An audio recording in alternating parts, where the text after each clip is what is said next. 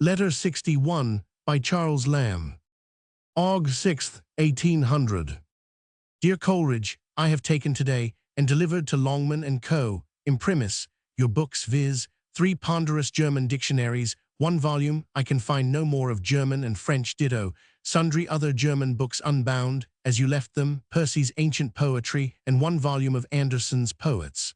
I specify them that you may not lose any. Secundo, a dressing gown, value 5d, in which you used to sit and look like a conjurer when you were translating Wallenstein. A case of 2 razors and a shaving box and strap. This it has cost me a severe struggle to part with. They are in a brown paper parcel, which also contains sundry papers and poems, sermons, some few epic poems, one about Cain and Abel, which came from Poole and C, and also your tragedy, with 1 or 2 small German books, and that drama in which Gottvater performs. Tertio, a small oblong box containing all your letters, collected from all your waste papers, and which fill the said little box. All other waste papers, which I judged worth sending, are in the paper parcel aforesaid, but you will find all your letters in the box by themselves. Thus have I discharged my conscience and my lumber room of all your property, save and except a folio entitled Tyrrell's Bibliotheca Politica, which you used to learn your politics out of when you wrote for the Post, mutatis mutandis, i.e., applying past inferences to modern data. I retain that, because I am sensible I am very deficient in the politics myself, and I have torn up, don't be angry, waste paper has risen 40%, and I can't afford to buy it, all Buonaparte's letters, Arthur Young's treatise on corn, and 1 or 2 more light-armed infantry, which I thought better suited the flippancy of London discussion than the dignity of Keswick thinking. Mary says you will be in a damned passion about them when you come to miss them, but you must study philosophy. Read Albertus Magnus de Chartis Amissis 5 times over after phlebotomizing, 'tis Burton's recipe, and then be angry with an absent friend if you can. I have just heard that Mrs. Lloyd is delivered of a fine boy, and mother and boy are doing well. Fie on sluggards, what is thy Sarah doing? Sarah is obscure. Am I to understand by her letter that she sends a kiss to Eliza Buckingham? Pray tell your wife that a note of interrogation on the superscription of a letter is highly ungrammatical. She proposes writing my name Lamb.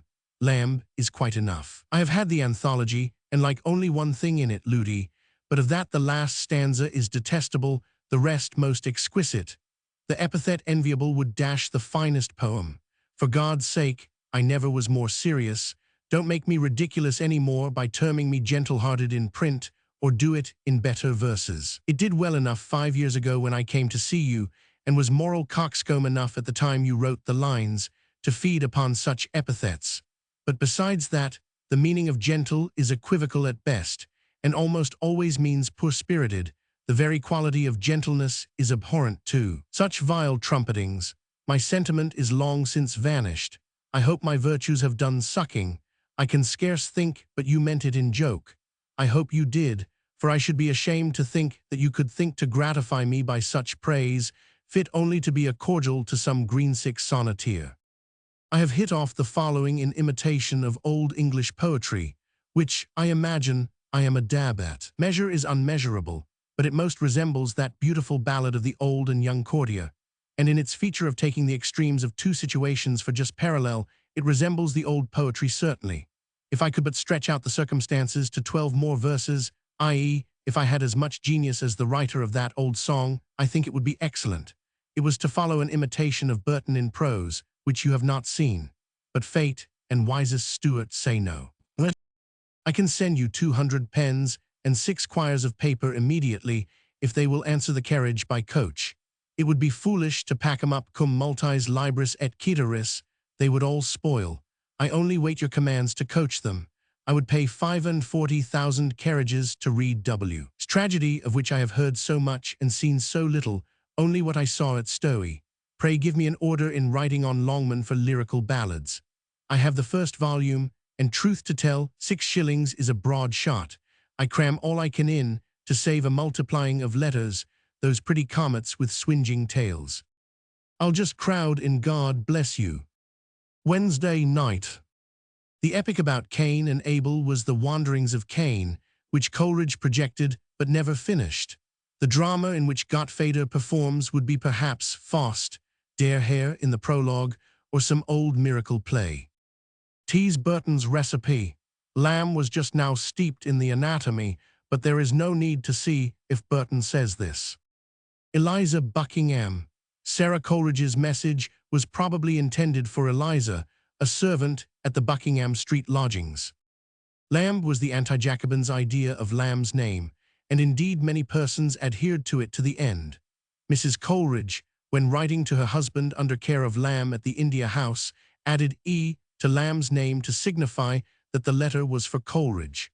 Wordsworth later also had some of his letters addressed in the same way for the same economical reason.